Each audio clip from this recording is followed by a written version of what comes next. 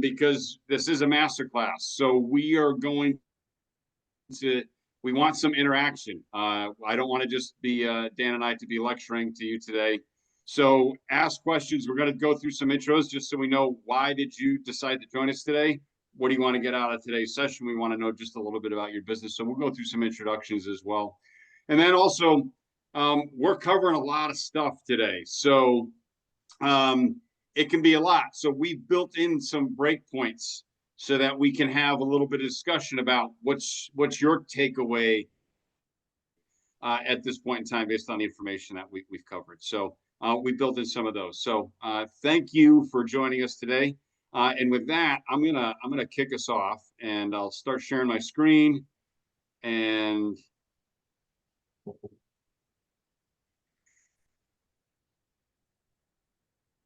let me just move that into slideshow mode.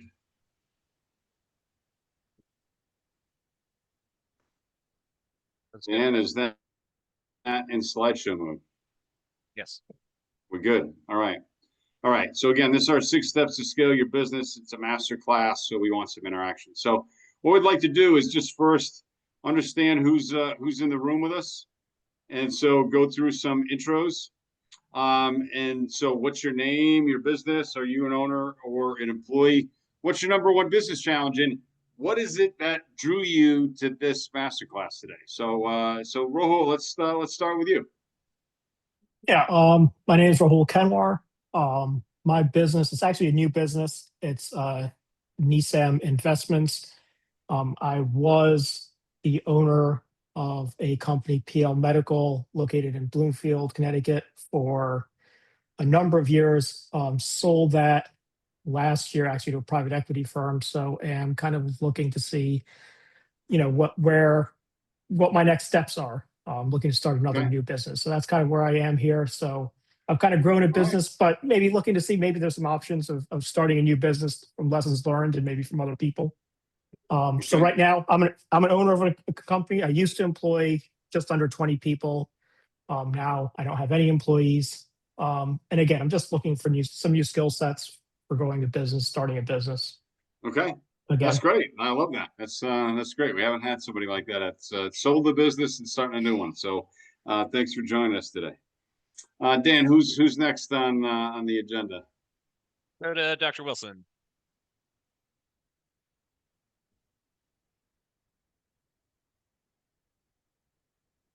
I was trying to get off the mute. Okay, so hi, my name is Dr. Wilson. The name of the business is called Inspire Me. And it deals with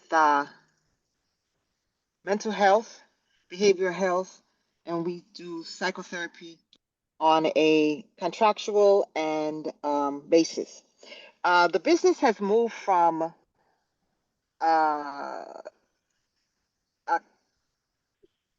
April of this year. We moved from insurance space to self-pay, or contractual only. And that has posed a lot of challenges. We did some marketing for a while, and we got some great analytics and movement on Google, but this is the challenge. So you have a funnel. People came to the page. They viewed everything, right? But they never signed up. Yeah. So I could not fault the marketing company for that, right? So I said, okay, so I paused that for a while to see if there was another technique or something else that I could have done to engage or to retain when traffic is driven to the site. That's my biggest business challenge. And I'm sorry, what was the next question too? I didn't write them down. So what do you want out of this session? What do you want to get out of today's? Anything I can get, right? That's one. And number two, maybe you could, maybe I'll hear something of a different way in which I can engage people that come to the site to want to sign up for services. Yeah. Okay. That's awesome. So what you got there was you attracted them to the top of the funnel and you didn't get them down the funnel. So that's sales process. And Dan, that's his part of the pitch. Dan's going to talk to you about sales process. All right. So- So that's awesome. Sorry, can I just what Wonderful. was the name of your website again? Inspire, INSPIRE, me, MELLC. But the website is www.imeministries.com. Okay. With an S. Okay. Yeah. All right. Okay. All right. Thanks, Dr. Great. Wilson. You're welcome. Who's up next, Dan? Yeah, let's kick it over to Samuel. Welcome, Samuel. We're just doing some introductions here.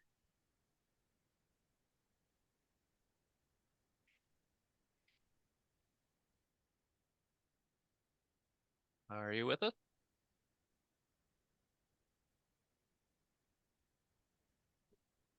All right. Maybe we'll go over to Delane Morgan.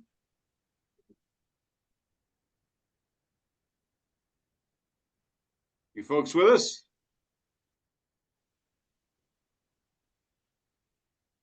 Delane or Samuel, are you with us? We're just doing some intros. All right. Going once, going twice. All right. We'll move on. All right. So let me introduce ourselves. So just a little bit about me. So I mentioned at the beginning, so for those folks that joined us a little bit late, today is actually the 5th anniversary of when I launched Acadia ActionCoach Business Coaching. So it was 5 years ago today that we did our launch presentation, similar to what you're seeing here today, although in a little bit more lengthened version. But before I did this, I had a 30-year career in aerospace. And just a little bit about me personally, I'm married. I've got 3 kids. They're all successfully launched and have jobs and careers. And so that's my why. And that's really important to me. So that's a little bit about me. But I've worked in my entire career here in Connecticut. I had a 30-year career in aerospace manufacturing. Started as an engineer at Pratt Whitney. You solve problems, you get promoted. Eventually, I found myself running businesses as a president and general manager, and I had a lot of fun doing that because for me, the whole thing was about people, and it was about surrounding myself with good people, coaching those people up into great teams, and then great teams deliver great results for the business. So that's what was fulfilling for me in my corporate career. And along the way, I saw that there were a lot of business owners out there who didn't have that freedom of time or the prosperity that they wanted out of their business. And so when I left the corporate world 5 years ago, it became my mission to help those people. And that's why we're here today, to help folks like yourselves. All right. So had a great opportunity to build some good businesses. And again, that's kind of where, my business background and business experience comes from. But I saw that opportunity in the business community. I do believe that there is more time and there's more prosperity out there for everybody in their business. And for me, it's about coaching and community and relationships to get there. So that's why I started this 5 years ago. And I knew I wanted to accomplish something bigger than I could tackle on myself, by myself. And so I needed to start building my team. So even before we launched, even before we had client one, I wanted to bring on a business development manager. And so I did a search, and I'll tell you later on about how you build a great team.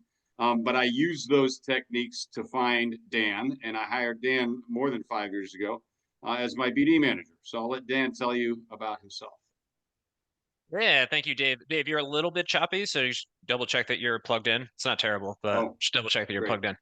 Yep. Yes. So thank you, Dave. And thanks for everybody for coming out today. A little bit about me, definitely a different background than Dave. I'm not from Connecticut originally. I was born and raised on Cape Cod and started my first business down there as a teenager. It was Calbro's boat cleaning. So that's where I got my business bug from and have just been fascinated with businesses ever since. So went to Providence College, got my degree in business management, and started my career as a financial advisor. So coming out of school at 22, built my own book of business from scratch and have the scars to prove it, as I like to say.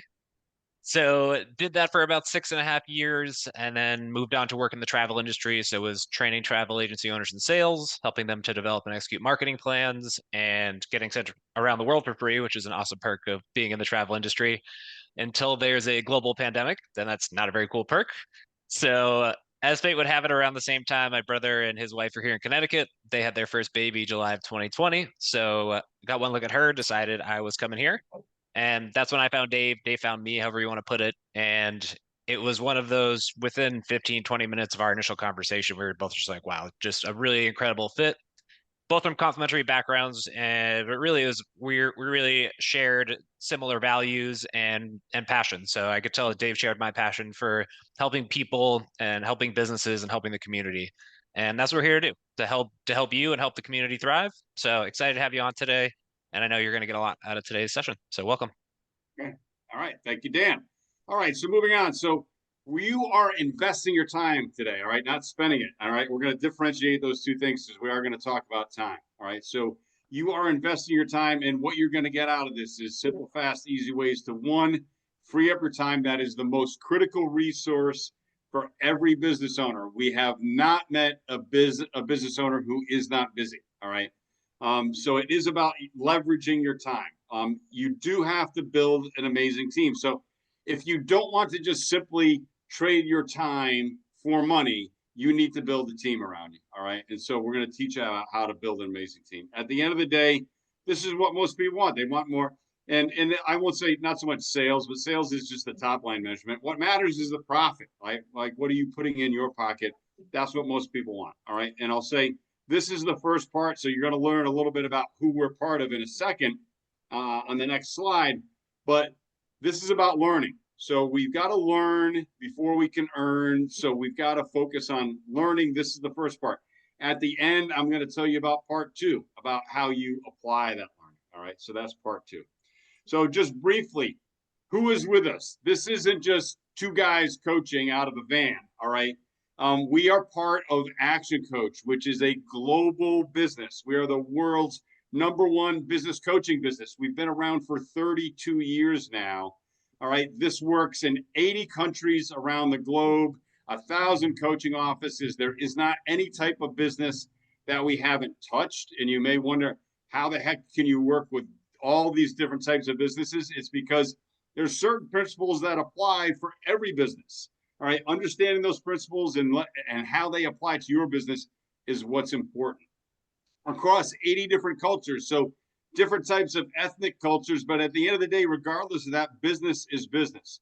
So that's who's behind us. That is the one that's the organization that's backing us up. It is a franchise, so I am a franchisee. But this is also part of why I decided to do this in this way, is because we've got incredible resources. We've got incredible experience, a vast network of coaches. So we are part of a much bigger team. So when people decide to work with us, this is who they're getting to work with, which is ActionCoach. All right. So that's just a little bit about who is behind us and who's backing us up. All right. So we're going to talk about scaling your business. So the first thing before we start about scaling a business, let's just define a business. So for us, this is our definition of a successful business. It's a commercial, profitable enterprise that works without you. All right. And just for those people out there, like, does this work with nonprofits? Yes. Nonprofits, not-for-profits, they are businesses. They're just that their intention is not to create a profit. All right. But it still works. These principles apply. And you're going to see how this definition ties into our 6 steps to scale your business. All right. So let's jump into those. I'm going to quickly go through these 6 steps, and then we're going to go back and we're going to dive into them in more detail. But at the first step, it's about mastery and mastering certain things. And whether you are brand new to business or whether you've been around for 20 years, there can be chaos in your business. So there's certain things that you need to master. And like I said, we're going to get into each of these. And that's the solid foundation, because if you don't eliminate this chaos, trying to build on top of that will be fruitless. All right. It'll crater in on itself. It will collapse. So there's certain things that you have to master, and we're going to get into that. Once you've got some stability, then you can start really building predictable cash flow in your business. And this is really when we have to do marketing. But then it is marketing and then sales to convert it. All right. And so Dan is going to dive deeply into this section about marketing and sales. All right. So this is about building predictable cash flow in your business, getting out of those cash flow peaks and valleys. All right. Once we've got cash in the business, then we can really start focusing on efficiency. So this is about implementing systems in your business, systems to operate your business, but then also systems to manage your business. And when we systematize things, we get great efficiency. That's when we get more output with less input. And with that efficiency, what do we get back? We get back our time. And then with our time, we can start creating a structure for growth. So this is where we have to build a team. All right. And so whether it is W-2 employees, or whether it's 1099 subcontractors, or whether it's just things that you're outsourcing to another business, it needs to become more than just about you or about a small cadre of people. All right. It's about building this structure that can grow. And then once we've got this this enterprise that can run to some extent without us, we've got a well-oiled machine, and then we can start to scale. So if through these first 4 steps, we've really been talking about growing and talking about growing in percentages, like growing 5, 10, 20%. When we get to scale level, step 5, this is really where we're talking about growing at like 2x, 5x, 10x. You built this great thing. Now let's start to replicate it, because you've learned all the tough lessons here. Now we can start to scale. That's where some people may have a dream of franchising, things like that, or opening multiple locations, or adding a whole different suite of services or products. And then at the end, once you've got that great that great enterprise, then it's about your freedom. As a business owner, you can decide, I want to collect some passive income. You may have other employees and they have some equity stake in it, and they run it for you, and you collect some passive income. Maybe that's what takes you into your retirement. Or if you want to have a wealth event, maybe it's, I built this, but I want to go do something different. I'm going to sell my business and have some big wealth event and then start my next venture. But whatever your choice is, you've got the freedom to make that decision. All right. So that's our 6 steps to scaling your business. Now we're going to dive into these in more detail and tie it back to that definition of a successful business. So at Mastery, this is just making sure that you've got a viable commercial enterprise, all right?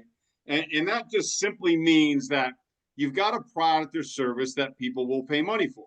So some people will start out a business because they can do something or make something, but if that service or product doesn't solve a problem in the world, then you may not be able to build a business around it, all right? So it's got to be a product or service that people will pay money for. So just the litmus test here is, if somebody came to me and said, so I'm up in Granby. If somebody came to me and said, Dave, I want to open up a milkshake shack in Granby. There was one there a few years ago. It closed down. And I've run the numbers and I say, it says I got to charge $40 a milkshake. I would be, that doesn't work, because there are people solving that problem for a lot less than that. All right. There's been inflation, but it's not $40 a milkshake. All right. It might be $5 or $10, but it's not 40. So that's not a viable commercial enterprise. It doesn't pass this first test. But again, if you've got a product or service that solves somebody's problem, then you can focus on the mastery level. So when we're focusing on mastery, there's 4 things that we have to master. So the first is just your destination. Where are you headed? What is your long-term goal? So if you get hung up on destination, just think about, what's my end goal? Where do I want to be? Let's pick a point. Is that 5 years? Is that 10 years down the road? Decide where you want to be. Then we can chart a course to that destination. All right. You and only you can decide where that's going to be. Usually when people struggle with this, we say, think about what you want your lifestyle to be. Picture your life 10 years down the road. From there, we can decide what's the business that gives you that personal lifestyle. That is really about destination, deciding where you're headed. Now, once you know where you're headed, all right, and you know how you're going to do it with the product or service, then you have to have delivery mastery. And later on, I'm going to talk about customer delight, and that's a different thing. But at this mastery level, this just means 2 things. You need to be on time and on quality to your customers' or clients' expectations. All right, just that simple thing. All right, on time, on quality. If you're not, all right, don't spend any money on marketing, because you'll spend money to acquire those new clients or customers. You'll disappoint them because of your quality or your delivery. They will go elsewhere. They'll leave you bad reviews, all right, and they won't come back, and you'll spend more money down that marketing spiral to acquire new customers or clients, all right? So just on time, on quality, you have to have it systematized, because a lot of people can do this at a small level, and then all of a sudden they do marketing, and the marketing works great, and they blow up, and they get all of this business, but they haven't developed a delivery system that can scale, and they fail, all right? So crucial lesson of success there. So once we've mastered delivery, then we also need to master money, all right? So many business owners don't really understand their financials. And it's not that you need to be an accountant or a bookkeeper, but you need to be able to read, either produce yourself or have somebody produce for you financial statements, so you can understand the financial story that your business tells you. So once you understand that story, you can decide what you can change about your business to change the story, bring about different results, all right? Bring about more profit at the end of the day is what we're looking for, all right? So this is about raising your financial IQ, so you know what products or services are profitable, how profitable they are, and that will help you chart a course to growth, all right? So mastering your money is number 3. I highlight that in red because it is really important, and a lot of people just avoid looking at numbers. They just manage by what's in the bank account. That is not enough to master your money. The 4th area, all right, is time mastery. It's in red because it's important. It's also in red because I'm going to talk more about this. But so let's jump into that. So what are the areas of time mastery? 3 main areas. So first is self-mastery, and that is really just making sure you can't manage time. And that's why we differentiate time mastery from time management. You can't manage time, you can only manage yourself. So we have to master our time. The first is self-mastery. It's making sure that you are focused on the most important things that you and only you can do. And this is why time is such a critical component. It is the critical resource of every business owner. You can and will do many things that you shouldn't be doing. So this is understanding what is your time worth, put an hourly rate on it. And if you don't have enough time to get everything done, then the stuff that is not worth your time, you need to delegate to somebody else. All right, that's it. Choose an hourly rate. And if it's $100 an hour, $200, $400 an hour, if you're doing stuff that should be done at $20 an hour, you got to get that off your plate so that you can do more $400 an hour work, all right? That's the first area. Second area is planning mastery. And this is all time horizons of planning. So from what you're doing today, tomorrow, this week, to what you're doing 5 years from now, all right? And I will tell you, there is a solid line between what you do today and where you're going to be 5 years from now, all right? Some people are, I would say most people are either good at one or the other, all right? Some people really good, like big long-term thinkers, they can have this vision in their head of where they want to be 5 years, 10 years down the road, but they don't know how to start from where they are today to get there, all right? Other people really good at what I'm going to do today, tomorrow. I've got this list of all my to-do stuff, but it's not in pursuit of a direction and a destination of how they're going to get there, all right? So we have to master that whole thing from today, tomorrow, this week, this month, this quarter, this year, 3 years, 5 years, and plan all of those things, because that's how we're going to achieve big goals, all right? Third area of time mastery is delegation mastery. So back to self-mastery, if things aren't worth your time, you have to get them off your plate. So delegation, many people horrible at delegation, all right? So one, you have to systematize it. So a lot of people say, I need to clone myself and I can't afford to clone myself. All right. So 2 things there. One, you can't clone yourself. All right. The other, I can't afford to clone myself, means you don't have basic money mastery. All right. Because you would understand, if you systematize the stuff that isn't worth your time, you could pay somebody at a very low wage rate, much lower than your time is worth, to take it off your plate. So you have to systematize it, and then you got to delegate it to somebody else, all right? Those are the 3 areas of time mastery. And I'm going to show you our time target now. So dating myself, all right, Stephen Covey's 7 Habits of Highly Effective People, written back in the 80s, all right, he had his time quadrants, an axis of importance and an axis of urgency. We've got our time target. So what's not even on the target, out in the white zone, is the not urgent and not important stuff. And that is what we call distraction. You'll see at the bottom here, distraction. We can't eliminate distraction, but we've got to limit it to about 10% of our time. All right. So what distracts us? This thing right here. All right. You get pings, you get notifications. Somebody messaged you, you got an email, you start reading it. That is not urgent and it's not important. All right. So there's a lot of distractions. So we've got to learn to eliminate distractions. All right. But not eliminate, I should say, reduce it to 10% or less. So a lot of those things can be well-intentioned where we're like, well, I'm going to go on LinkedIn and just build my network and I'm going to do some outreach for 15 minutes on LinkedIn. Well, that algorithm, just like Facebook and Instagram and TikTok and YouTube, every one of those is designed to keep you there. And you need to understand that, because even though you're well-intentioned, messages will pop up while you're there. And instead 15 minutes becomes 45 minutes, an hour. And you just wasted a whole bunch of time. So master that first. So understand what's not urgent, not important. That's distraction. Now we're in the blue zone. It's on the target, but it's on the outer edges of the target. That's the urgent but not important work. And that's what we call delusion. Some of that will happen, limited to 10% or less. So what could be urgent or not important? Well, it's really somebody else's sense of urgency. All right. Again, back to this. It could be some phone calls, some emails. Some of those may be urgent and important, all right, which is demand. I'll get to that next. But sometimes it's somebody just wants an answer, and it's not important that you answer that right now. It could be done later.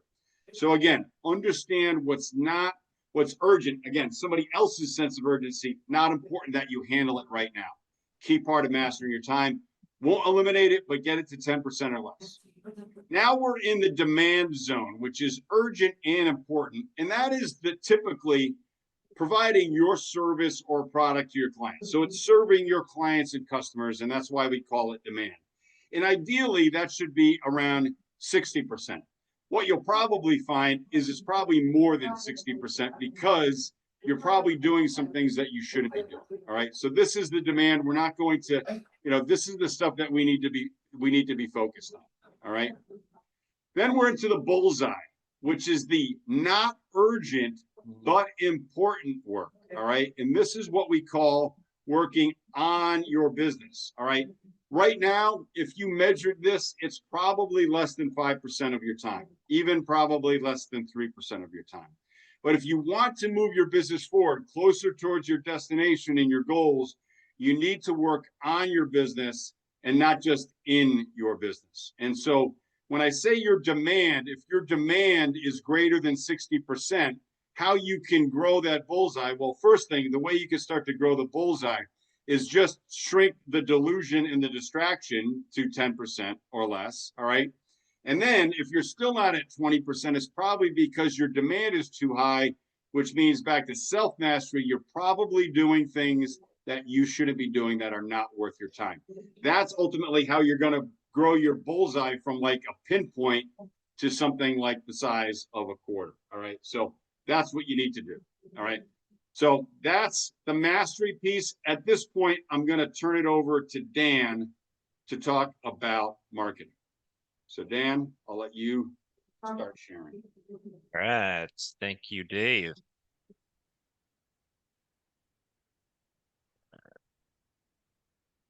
So now we are up to step 2, which is marketing. So going back to our definition, this is where we are creating a commercial, profitable enterprise. So marketing is all about helping to eliminate the cash flow peaks and valleys in your business. What we see a lot with business owners is they invest a bunch of time and money marketing to acquire a bunch of clients.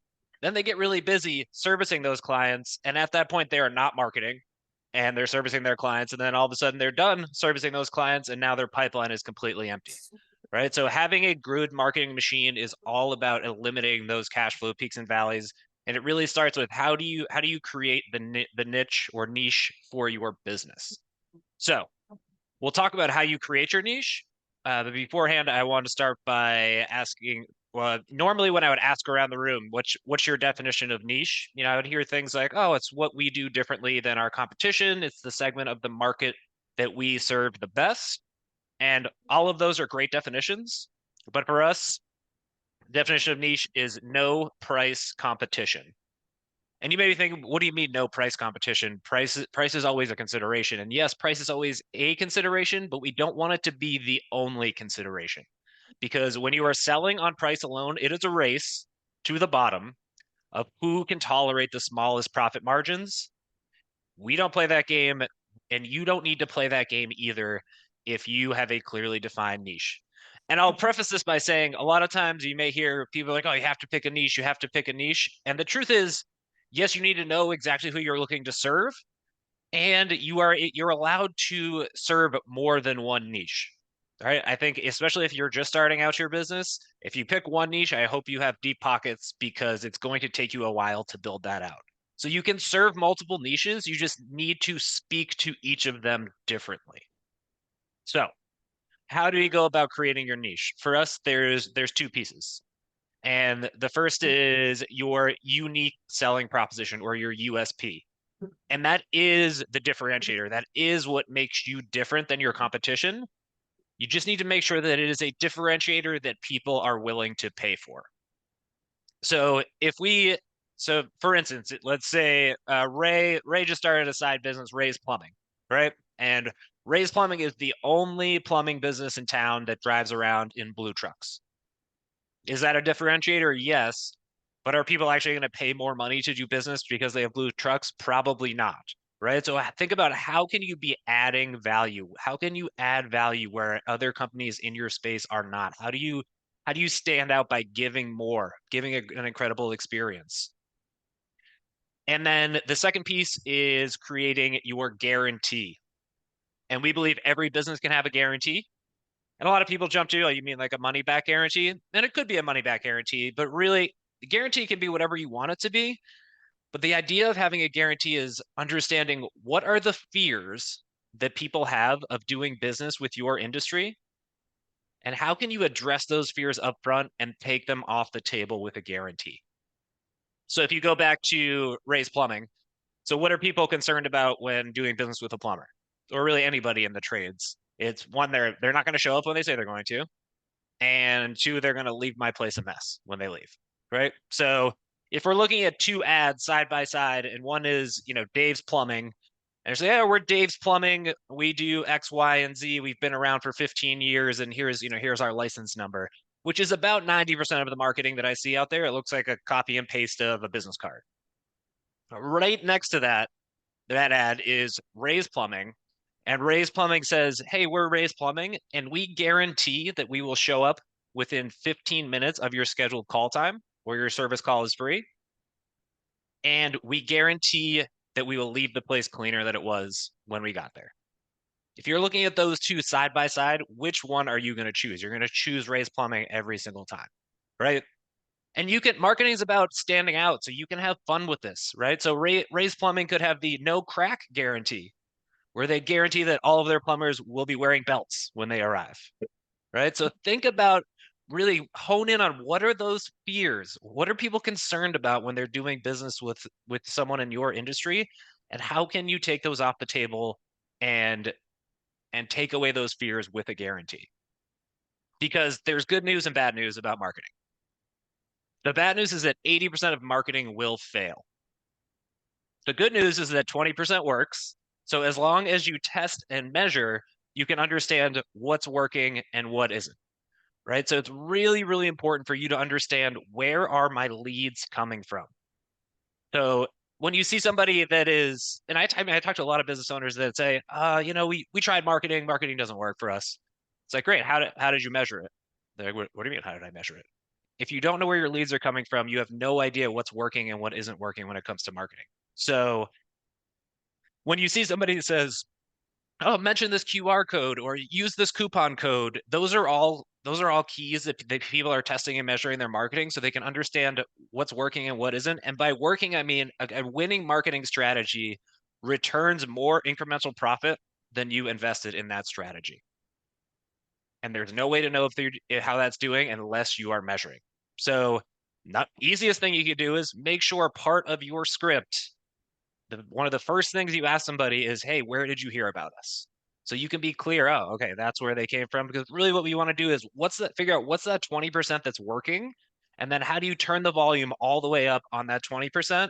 And then the 80%, you've either got to tweak it or you have to toss it. So that's how you really start to understand and get better return for your marketing and really start looking at marketing leverage.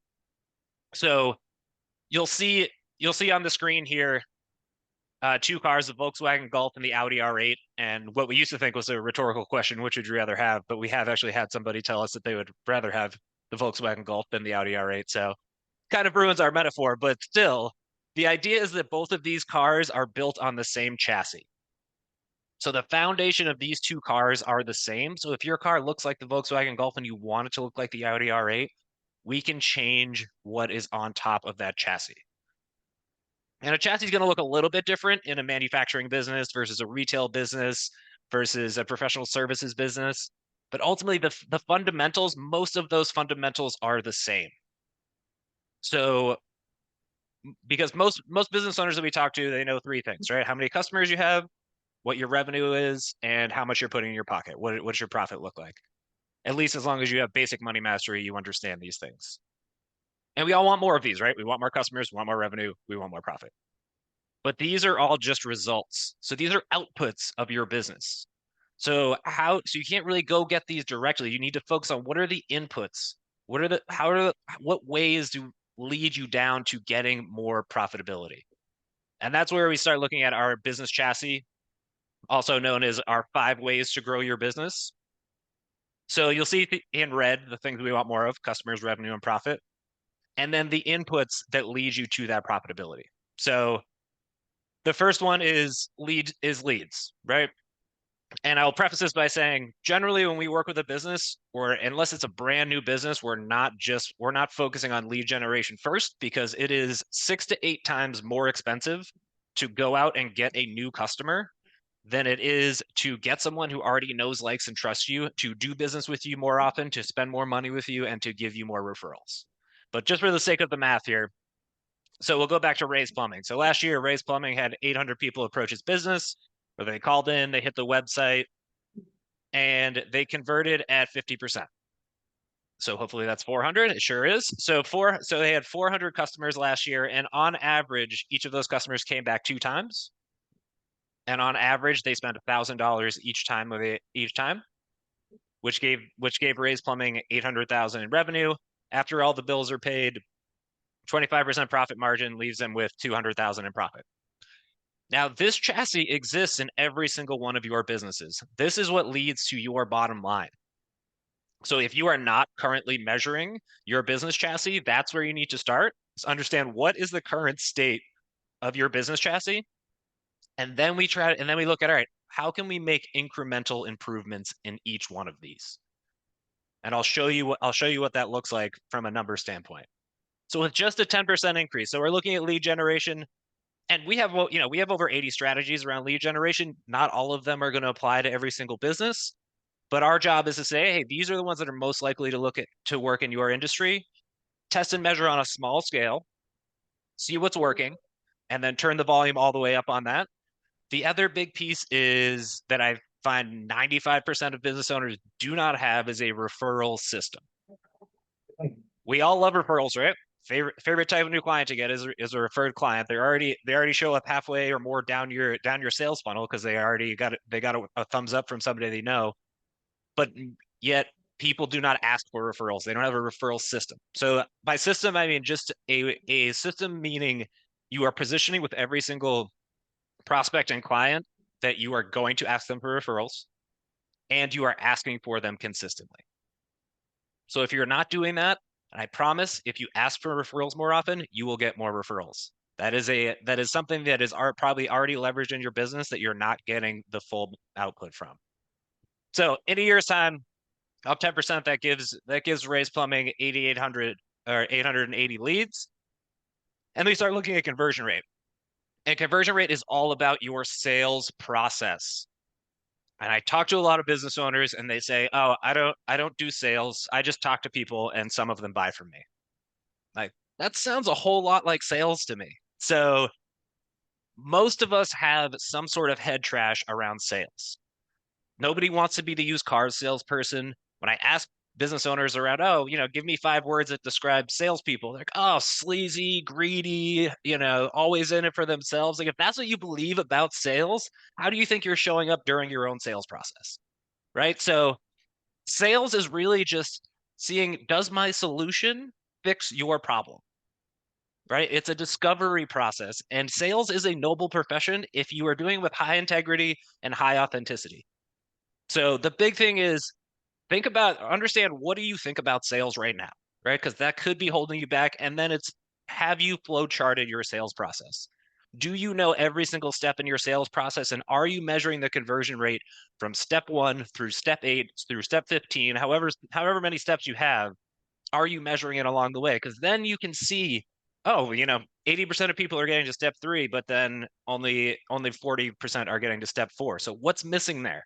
Is that could be a great place to insert a guarantee, to be educating your customer base on something that they don't know about it, to be addressing objections up front. There's a lot of different ways you can do it, but you've got to follow the same process and make sure you're measuring.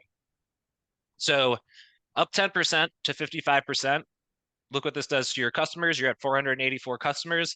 Now we start looking at number of transactions. So number of transactions is a lot about, what does your database look like?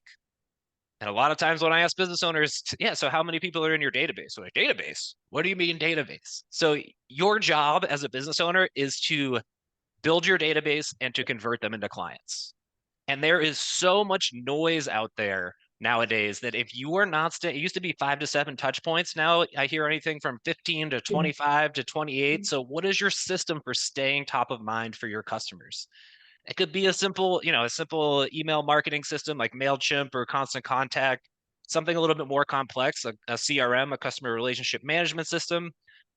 You have to make sure you're systematically staying in front of your customers and making offers to them and letting them know what's going on in your business and letting them know about your referral program so that they come back to you more often. So in a year's time, that puts us up to 2.2 transactions. And now we start looking at average dollar sale, right? So that's all about cross-selling and upselling. So do your customers know everything that you do? Because you never want to hear these words, and I heard these when I was a financial advisor. It's, "Oh, I didn't realize you did that," after they wrote a huge check to one of my competitors, right? So are your clients aware that they can upgrade their services? Do they know everything that you do? Do you have a system for making sure that you're planning future purchases? You're making sure that they've got a journey of their own customer journey. So perfect example for Ray's Plumbing. So now every time Ray goes into someone's house, or one of his techs goes into someone's house, they do a 12-point inspection of the 12 most likely things that could go wrong in your house. And they offer that for free as a free service. Okay, while I'm here, we offer a free 12-point inspection.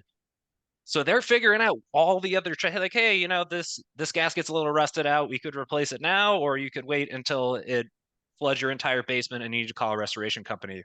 Would you like to do that now, or do you want to plan that purchase a little bit down the road? Right? So how are you making sure you're planning future purchases and giving an opportunity to upsell your clients?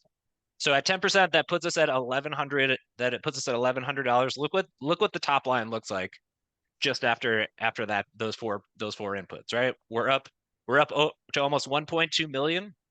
When we start looking at profit margins, a lot of times profit margins come down to pricing. A lot of people are terrified to raise their prices, or haven't raised their prices in years. Unless you're converting at 100%, then you probably have room to move up on your pricing. And even if you lose a few customers, you could still be making the same or more profit servicing less people. The other big piece is time mastery. So do you have time mastery? Are you working on the most important things? And if you say no to that, what do you think's going on with your team? If you don't have time mastery, I guarantee you your team does not have time mastery either. So really understanding what are the most important things to be working on and working on them on a consistent basis. And the other one is really the standard, making sure you're requoting your insurance regularly, making sure you're renegotiating with your vendors. So looking at what cost savings are available in your business, doing that on a consistent basis. That's it. That puts us at 27.5%. Look what that does to your bottom line. We're up to 322,000. So that is a 46% increase in revenue and a 61% increase in profitability. And it's not magic. It's not rocket science. It's just 10% compounded 5 ways. So make sure you are understanding, what does my business chassis look like right now? And where's the low hanging fruit? What small improvements can I make in each one of these 5 ways? And you will see a massive impact on your bottom line. All right, we have done a lot of talking. Let's love to hear from you all. So we're gonna go. If you can come off of mute and come on video, we'd like to just kind of go around the room and just get your thoughts on what's your biggest takeaway so far from or opportunity from both the mastery stuff or the niche stuff that Dan covered. So let's go to Dr. Wilson.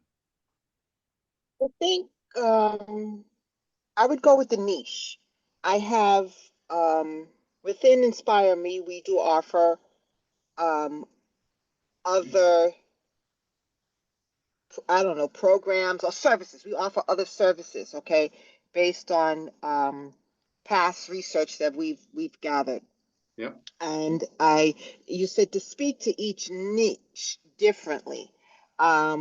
Maybe I would need to look more, or maybe have that analyzed if I really am speaking differently to each niche. Okay. Mm-hmm. Because maybe that's probably why they come to the page and they like the page, but I can't seal the deal for the services.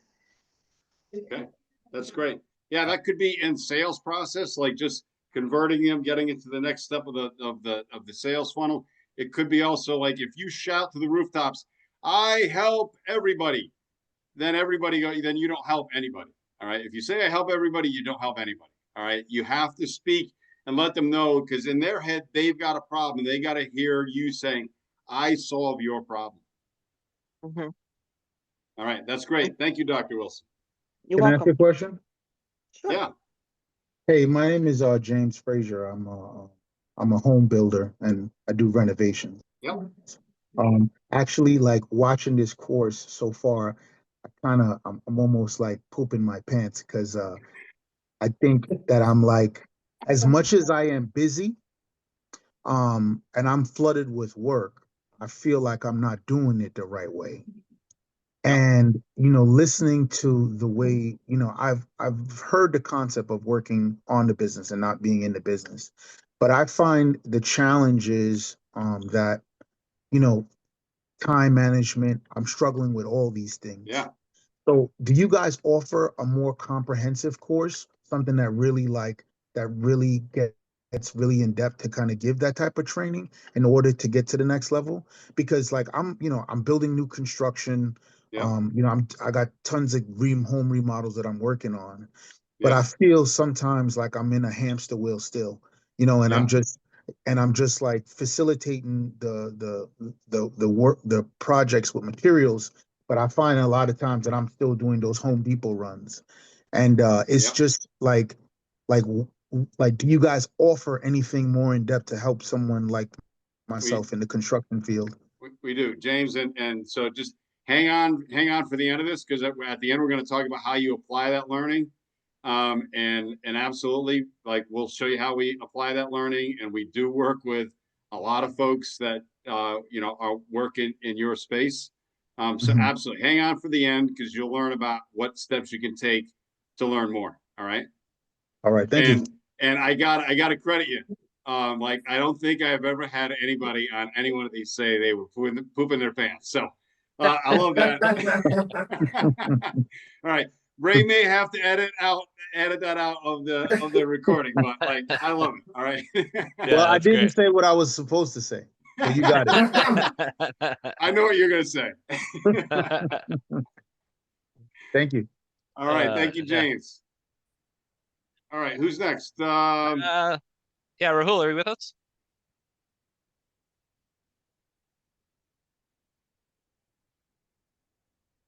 Or Sam, or Dulane, or Wafa. You guys I'll with go us? then. All right, Wafa. Thank you. It's Wafa. Hi. From my end, it's more about the mastery part. When it comes to targeting new businesses or just doing that outreach, it's been a little challenge just to outsource the data of what could be a good potential prospect or new client. So that's something that I need to focus on and I need to master in order to be able to move to the next step. Okay. All right. That's great. Thank you for What sharing type, that. what type of business do you have, Wafa? It's a Nala community. It's a platform that helps local businesses promote their businesses, and it's supposed to only focus on Ottawa and Gatineau businesses. So it's very specific. We really want the community to be connected and to have one platform to look for what they need in terms of businesses. Okay. That's great. Great. I think I saw Dulane come off of mute. Dulane, do you want to share with us? Yeah. So I was actually just auditing you guys, your course. Someone asked me because they were supposed to attend and they couldn't. So they said, would you listen in and take from it what you could and relay back? So I'm just here just listening. I think you may have dealt with Ayanna Thomas, if you've seen that name on your attendance list or whatever. So I'm listening for her so I can report back for her. So Okay. Great. All right. Thanks, Dwayne. Do we have Rahul or Sam? I think Rahul maybe. Rahul's there. Yes. You know, what I'm saying is that I think one of the keys to a business, and I think this is where I'm struggling now, is really that niche part. To really differentiate yourself with a niche. So in my prior business, you know, I was one of 5 people in the U.S. doing a particular piece of work. We realized that we had to differentiate ourselves. So, and you know, it might seem like an oxymoron to say, "Hey, I'm going to differentiate myself in customer service," but we found a big hole in terms of customer service. So that's kind of what we did, and that was our niche, and we made a lot of people happy because we realized that was a big issue. Yeah. You know, and that's where I'm struggling right now. Is I'm saying, well, what you know, I've picked up another business I'm interested in, and to find that niche is tough. Yeah. And I just want to kind of just say that to people. It's not something that comes to you very easily to figure out what that niche is. I think you have to put a lot of thought into it. It can't just be, hey, you know, it comes to you overnight. It might take a year or two. And I remember when I started my business, it wasn't something that just wasn't a light switch that came on. That niche took us years to understand the market, understand really what's missing in the market. And then really honing in on that niche and putting, you know, 100% of our effort to say, hey, you know, we might be a plumbing service, and there are 5 other plumbing services that you can call, but you're calling us because of this reason. And if you hit that on the nail, I think it's a great thing. And I think another part that kind of just, you know, I was kind of just looking through some of the websites of people on here. I also see a big issue in terms of, I think on your website, you also have to, in terms of that niche, you have to put documentation out there that shows you that you are, you know, an expert in that area, or at least one of the experts in that area. So just to have a website to say, hey, I do plumbing, doesn't help. But if I go to a plumbing website and I say, hey, this plumbing website is telling me, you know, something, we know a hot water heater sometimes, you know, has an issue, just hit the reset button and you don't even have to call us. I'm like, well, that guy was kind of nice. You know, he told me what to do for free. So now if I really have an issue, let me go back to him. He showed his value. And I think that's really, you know, what people should do is make sure they have blogs out there and showing really their value to society and their customers. Yeah. Super. So 100% on what you're saying. Yes, it can take you a long time to define your niche. All right. And I mean, we've got a very lengthy process that we take our clients through to really hone in on that. Because, it does come down to your personal values, and really understanding what's your vision, what's your mission, what's the difference that you're trying to make in the world. And you can differentiate, as you did in your previous business, on customer service, but it can't just be we provide great customer service. You got to be able to explain in detail how that customer service will be different than anybody else. So yes, 100% agree with you. It could take some time to do it. And it does come a lot out of yourself about what your values are, the difference you want to make in the world, and then communicating that to your market. And whether that's through the website, you've got to be able to present that, providing value. There's people that we follow, Marcus Sheridan, who wrote the book They Ask, You Answer. That's really all about what does what's the voice of the customer, what does your market want, and give that to them. All right. So when they're asking the question and they search for it, they find your website. All right. So super. Thank you, Rahul. Anybody else? If Sam's there, I think Sam might have been the last one. If not Sam, then we'll carry on. So Dan, you want to stop your share and I'll go back. Yep. All right. Take it away.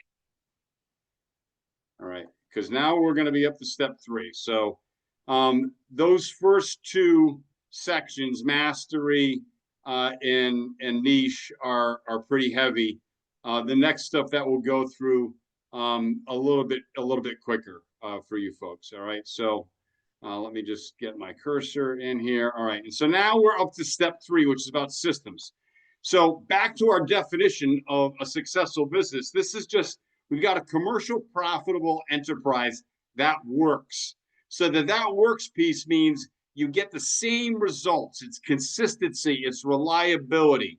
And you do that through what we call leverage. All right. Business leverage, and more output with less input. So ever more with ever less. And we divide to multiply. So Dan talked about marketing leverage. We went from lead all the way down to profit. We broke it into 5 ways. We improve each of those 5 ways 10%. We compound to a 61% improvement. You can do that in your system. So if you think something takes you 4 hours to do, I guarantee you probably about 3 of that 4 hours is mundane stuff that we could really systematize, give somebody to do at a lower hourly rate than your time is worth, and get you focused on doing more of that 1 hour of work that really requires your knowledge and level of expertise. All right. So leverage, it's all about systems. And you'll find that at ActionCoach, we love acronyms because they help you remember things. All right. And they turn words into pictures. Pictures go into your long-term memory. That's why you will remember it. All right. So systems is about saving yourself time, energy, and money. And we've got 9 steps to doing that. So the first 3, vision, mission, culture, really, really important. All right. Not only in terms of systematizing your business, but in terms of your marketing. Defining your niche, all right, will be really important. Understanding what's your own vision for the difference you want to make in the world with your business, all right? And I will tie this back when I talk about building your team next. These 3 things will be really important. So vision is the destination, where you're headed, summit of Mount Everest.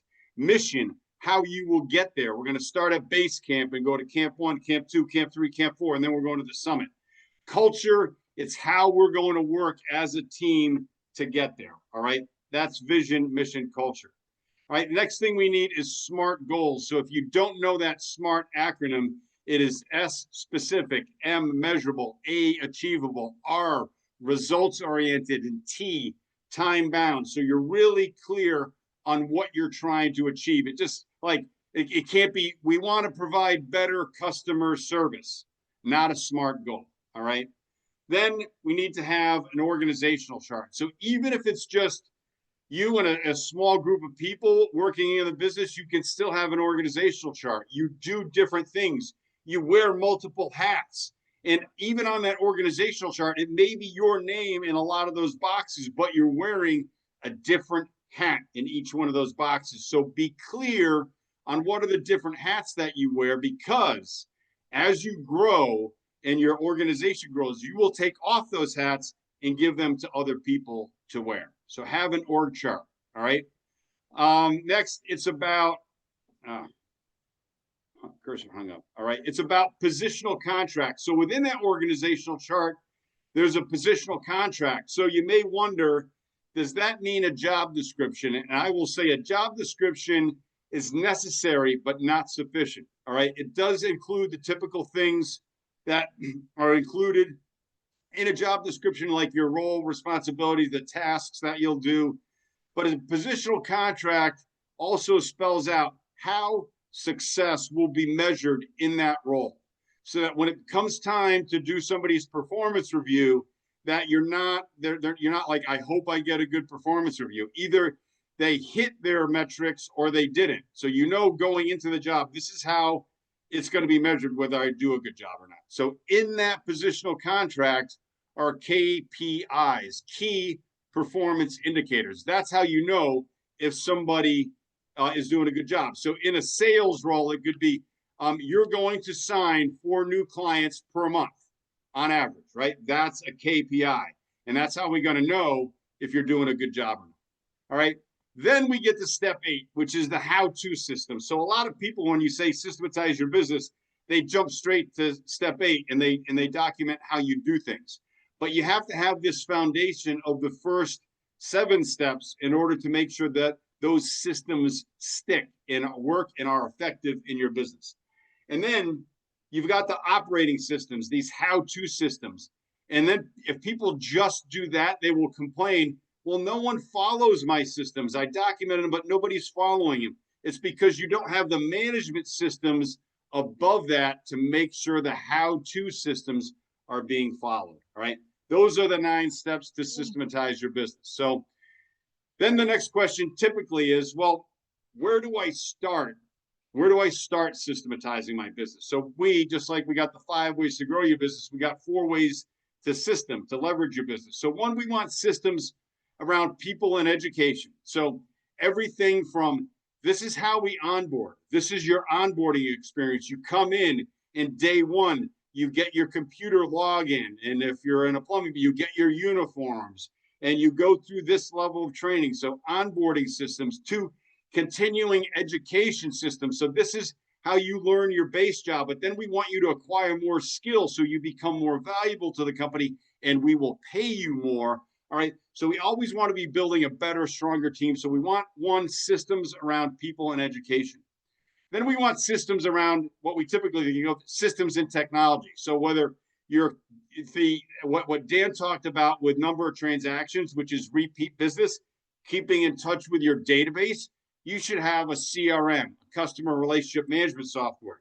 That could be complex. If that's too much for you, you could go with something simple like Constant Contact, which like most chambers of commerce use to stay in touch with their database. All right. So systems and technology just make us better, faster at doing what we do. Then we have systems around delivery, distribution, and I'll include in this, and service. So back at Mastery, when I talked about delivery mastery just being on time and on quality, systems around at this level are about in pursuit of customer delight. And here's why. If you are pursuing delighting your customers, they will never leave you. So business is a race. There's always somebody who's trying to take your customers or clients away from you. And if you're not always trying to stay ahead of the game, then you may lose your customers. And if you're playing against your competition, you don't know what they're doing. All right. But if you're pursuing the end game, which is delighting your customers, you will never lose them. How do you delight them? That's the next question. It is usually do a survey, ask your customers, what do we do well? All right. What could we do better? Number 3, what could we do that we're not doing for you right now? Ask those simple 3 questions. That will get you on the road to customer delight. Then testing and measuring. Dan talked about testing and measuring in your marketing. That's the first place to test and measure. But then ultimately, we want to test and measure many things in our business. We want to test and measure our financial performance. We want to test and measure the sales team, how they're doing. All right, all things, how we're executing and operating, our on-time delivery, our quality of our product or service. All of those things we want to measure because it's about continuous improvement. That's how we stay ahead of our competition in the game of business. So now we're up to step 4, and this is team. So back to our definition, this is a commercial, profitable enterprise that works without you, all right? It doesn't mean you don't come to work ever, all right? But it means you don't have to come to work every day for your business to operate, all right? So this is how we do that. So as a coach, we work with the business owner, all right? The top of the circle. And we work with the business owner to support the team because the team is going to be closest to your customers and clients. And we do that by paying our bills on time, providing great positional contracts so they know how to, they know what they're accountable for. We provide great leadership and support. We build great systems for them to operate because when the owner supports the team, then the team can work on supporting the customer. They do that by just great sales and service skills, great consistency, a great client experience. Because when the team supports the customers will support the business. They will do that by repeat business, coming back more often, average dollar sales, spending more money each time, all right? And telling their customers about you, all right? Being a great referral source. And what we have at the top of our ladder of loyalty is that raving fan where they can't stop telling other people about you. They become your virtual sales force, all right? So when the customers support the business, now the business supports the owner by one, making you more money, all right, which is what we all want out of our business. I want more money. I haven't met somebody who's like, I want less money out of my business, all right? More money and more free time, all right? So back to the time mastery. Let's get you out of the business so you can enjoy it with the people that you care about. So this is the cycle that we coach on. So the owner's job is to support that team. So how do we build a winning team? So again, 6 keys. Starts with strong leadership. This starts with taking a hard look in the mirror. Are you providing the leadership that you need to your team? A lot of people find themselves as a business owner and having employees, and they've never had any kind of significant managerial, supervisory, or leadership experience. So we got to start here. Make sure you're showing up as a leader. Next, we got to have a common goal. So we know everybody's pulling in the same direction. It's not different agendas. We don't have gossip about people working on different things. We're all focused on the one goal. Number 3, rules of the game. So that team is working together to provide that great customer experience. We got to have rules for how they're going to operate, how they decide what they're going to work on, what are the improvement initiatives that they're working on this month, who leads the team. Is it somebody gets voted in and we have elections? You decide on the rules of the game. Then that team has 4, an action plan. So we know who is doing what and by when. So there's accountable. Everybody has a role to play and everybody's accountable for delivering their results. And then because that team is closest to your customers, we want to support their risk taking because they will see the opportunity to make that customer or client experience better. So we want to give them, support their risk taking and making that experience better. And then in terms of that continuous improvement, we got 100% involvement, 100% inclusion. So if you're on the team, you're included. But if you're included, you also need to be involved. You don't get to go sit in the corner and play on your phone, all right? So those are the 6 keys to building a winning team. Key challenge people have nowadays is building that team, finding that team. So about recruiting. So finding, hiring, and retaining is a key challenge for every business owner. A lot of complaints about millennials and Gen Zs. They don't want to work. They do want to work, but they want to work in a different way than maybe you or I have worked in the past. All right. So you got to be in tune with that. So the first question is just when to recruit. So back to time mastery, do some task and time analysis. All right. What's your time worth? Are you doing stuff that you shouldn't be doing? All right. And then is it a spike in activity or is this permanent demand? So is this something that's going to go away in a couple of weeks and be gone, or is this permanent demand? All right. So we've got to know that. All right. Final thing is there's different ways to do it. So for different people, like in the trades and contracting, you could have apprentice or subcontractors or a W-2 employee. A lot of ways to skin that cat. So if it is time to hire, all right, then we got to learn about finding the right team is marketing. So just like we market to acquire new customers, we got to market to attract new candidates to our business. So most millennials and Gen Z, they want to work for a business with a purpose nowadays. So be clear on the purpose of your business. What's the difference you're trying to make in the world? That is the 3 steps of systematizing your business: vision, mission, culture. All right. That's also important in terms of defining your USP. So this has multiple uses. So if you don't know your vision, mission, your culture, get busy working on that. Then it's about skills versus attitude. A lot of people, they market and advertise in their job posting for the skills that they want. They get people in with those skills and then they fire them for a bad attitude, all right? Usually after far too long. So we got to flip that around. We got to hire for attitude. We can train for skill with great systems. Next thing is think about where you're fishing, all right? It doesn't mean you don't fish on the vast ocean of Indeed, but it also could mean there's a special pond, small pond that has just the candidates that you're looking for. And if you go fish there, you're going to find all the candidates that you need. All right. I did find Dan on the vast ocean of Indeed, but I used what's called a deselection process. All right. So other key thing before I get to that deselection is how do you stand out? So marketing is all about being different. If you're just the same as everybody else, so if you don't have a USP, all right, this is about your USP, about why somebody should want to come work for you. Be clear on that. Probably goes back to your vision, mission, and culture. That makes you stand out. Nobody else has yours. Next is deselection. So with a deselection process, you don't have to decide, you don't have to select who makes it to the next step. The candidate decides if they want to take the next step. We help our clients define a deselection process that people weed themselves out. That's how I found Dan. I got 50 applicants on Indeed. Only 2 made it to the process of where I did a Zoom interview. All right. Deselection. You don't get a ton of candidates. You only get the best. All right. Next, once you've marketed them, you have them in your hiring funnel.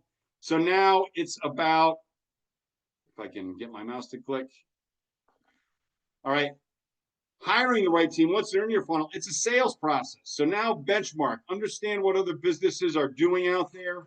All right. You're definitely going to have to benchmark around wages and competition and compensation because, inflation has come back again and that has changed in the market. So be clear on where you need to be in terms of wages and comp. Have some incentives, some critical non-essentials that we call them. So if somebody just needs to have some flexibility, because they need to take care of maybe an aging parent or an aging, a sibling who might be disabled, just ask them, is there something else that you may need in this job that we haven't advertised in the job posting? Let them tell you, maybe you can provide it for them. The other thing is employee acquisition costs. So if you've got an open position, what's it costing you not to fill that job? So for instance, back to Ray's plumbing. If Ray had 5 trucks on the road, one guy quits, he's got 4 trucks on the road. What's that one truck bringing him in profit every week that he's missing out on? Once you do that math, it may change your calculus in what you're willing to offer that employee. All right, not necessarily in terms of base wage and compensation, but maybe a sign-on bonus. Because if it's costing you $5,000 a week in profit, would you give somebody a $5,000 sign-on bonus to fill that job 2 weeks sooner? You probably would. At the end, you've got them to the bottom of this hiring funnel. It's as much their decision as it is yours. You want to give them the job. They've got to say yes. You need to be a great boss in a great business. If you're not, start to get clear on why you're a great boss and why you're a great business. All right. That's the bottom of the hiring funnel. Now, we've hired them. They took the job offer. Now you've got them. They're your next great employee. All right. You got to keep them there. You spent a lot of money to get them there. So have a program and a system around retention. Again, benchmark. Doesn't mean you need to have beanbag chairs and foosball tables like Google, but maybe you want to, maybe you do. Have stay interviews. If you've got long-time employees, ask them why they've stayed with you this long. For brand new employees, ask them, what will it take for you to stay here? All right, let them tell you. I guarantee you part of why they would stay is growth and development. I do believe most human beings want to grow and develop throughout their lifetime. So I list it here because this is when you'll have to deliver on the growth and development, that people can grow and develop and advance in their career by staying with you. But you should market the growth and development in your job postings. You'll have to talk about it in the deselection process. Here's where you're going to actually have to deliver on it. And then retention incentives. So whether it's you do annual performance reviews and they can get a raise each year, or you've got something where there's bonuses, where if somebody knocks their KPIs out of the park, they get a 10% bonus. It could be some form of profit sharing. So when the company does well, everybody does well. And then at the end, once you have found that person that you want to take over the business so that you can step back and have some passive income, that's probably some equity stake in the business where they get some ownership and get to be an owner, and they run it for you while you sit back. Last piece of retaining is engage and empower. You need to engage their minds about their ideas to improve the business, and then empower them to take action. So those are key elements to keeping the people that you've got. So now we're up to steps 5 and 6, and I'm not going to go into these in detail because this is kind of like a whole other master class where we could talk about what scaling looks like, and then going to 2x, 5x, 10x, and then what the exit of the business might look like, whether it's a legacy or whether it's a sale. But that's a whole other level. So Dan, I'm just going to ask, in terms of time, do we just want to move? Yeah, so let's just wrap it up. All right.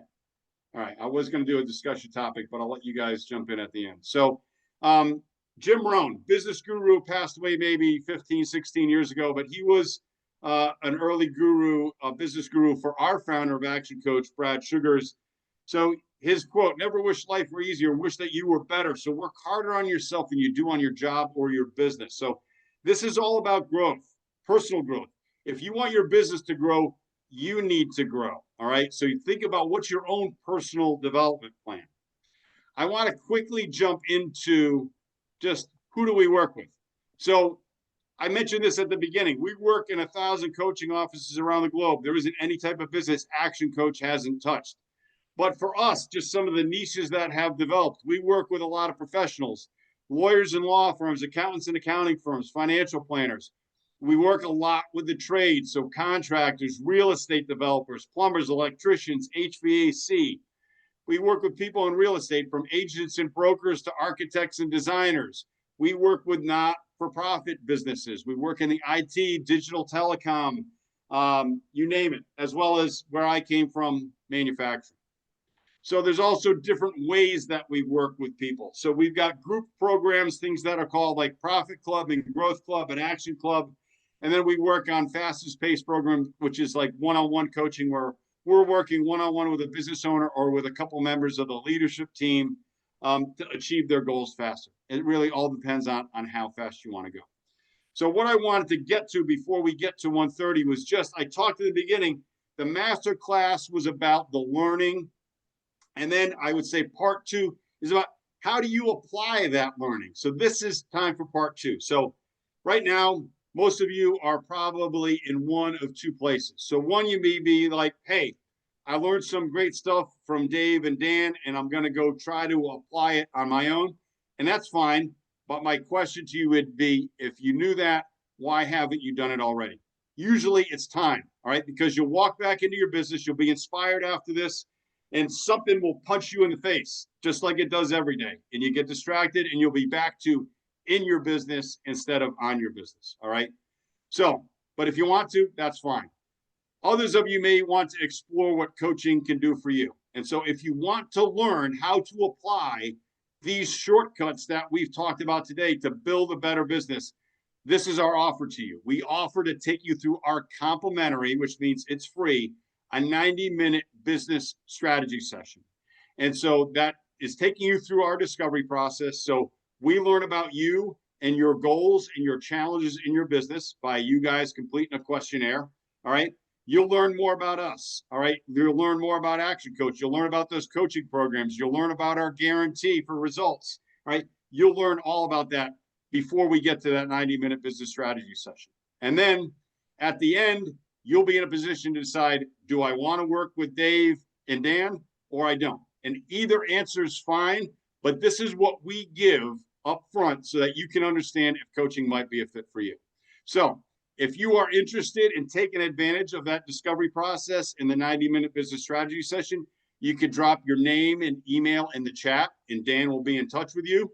And my somewhat rhetorical question is, why wouldn't you? Because it's a chance to get a customized view, a customized strategy about your goals, your challenges, and also to learn if coaching might be right for you. So with that, we will open it up for some, we got a couple minutes left. We'll open it up for some final questions. Who's got questions for us? Or their number one thing that they want to do coming out of this. What's your top takeaway? Or what's your top takeaway? So James. Yeah, so my top takeaway is that there is more so an emphasis on the systems and the things that I need to have in place in order to grow it.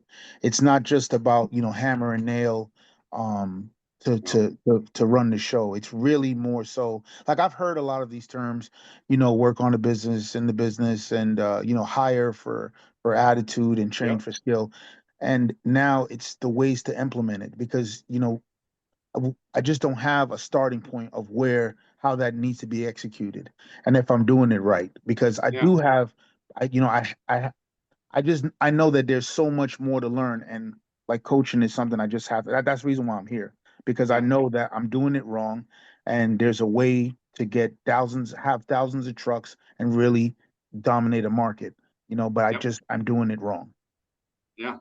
That's it. And James, you hit the nail on the head, so to speak. Pardon the pun there, but, or the metaphor. But like, there's so many books out there that will tell you do this stuff, but then how do you actually go implement it? That's the hard part, and that's where people get stuck. And that's where coaching comes in. And that's by going through our discovery process, you'll learn whether coaching is a fit for you. Okay, perfect. All right. Who else? Dr. Wilson? I asked it already in the chat, and so I filled out the link. So I guess the second part, the implementation, is definitely of interest. Okay, that's great. Thank you. All right, we look forward to learning more about you and your business, and you learning more about us. Yes, likewise. Thank you. Thank you. All right, anybody else? Wafa? Honestly, there has been a lot to digest. It's gonna take me some time to think about all of it, but it was really awesome to just look at it from your perspective, as if it felt like you gave a 360 on how to manage a business, but then each item really takes a lot of time for it to be mastered, right? Yeah. But it was awesome. Thank you. Okay, thank you so much. Appreciate you attending.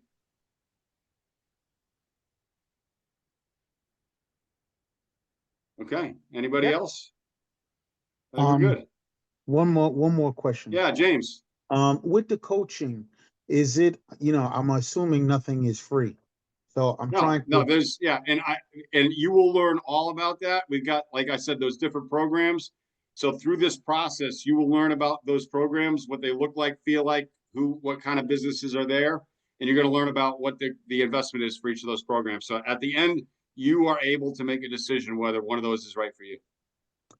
Are some of these programs backed by the state that give guys like us assistance? So good question. So I will say there are funds available. So we don't do this ourselves. A business has to apply for it.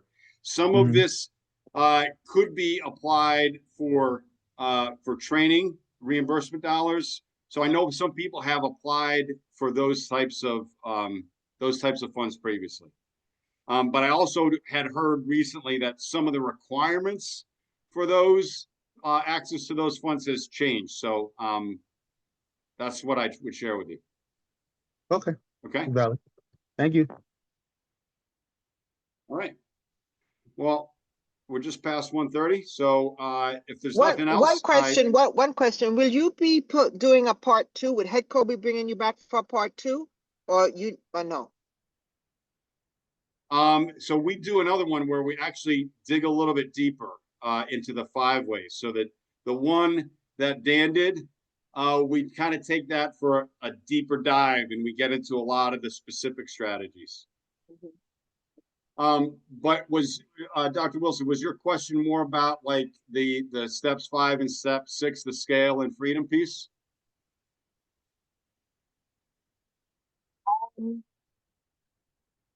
I'm not sure. I think Right. one of the questions I had asked in the chat was to take a look at my company and all that we're offering and analyze it. Yep. And then come up with, is there a better way I could be presenting it? Because I don't want to get stuck in a pigeonhole, right? Thinking that my way works. Something is not working. I need a fresh pair of eyes to be able to analyze that and say, this is antiquated, or this is good, this is not good. Here's what we can recommend. I know about the systems, but I don't want to put a system in there if it's not the right system. Understand. Yeah. So. Yep. Yeah. So go through our discovery process, and those will be the things that we focus on. Okay, great. Thank you. Right. Thank you very much. Thank you. All right, Ray. I think we're good.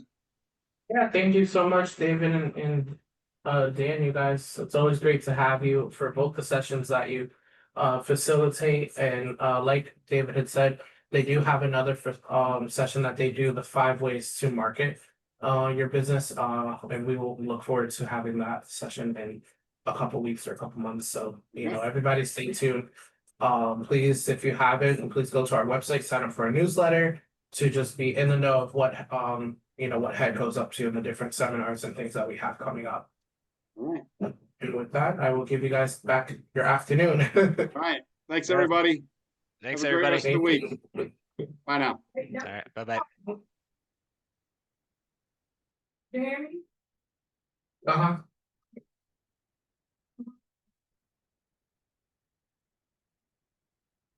Sure.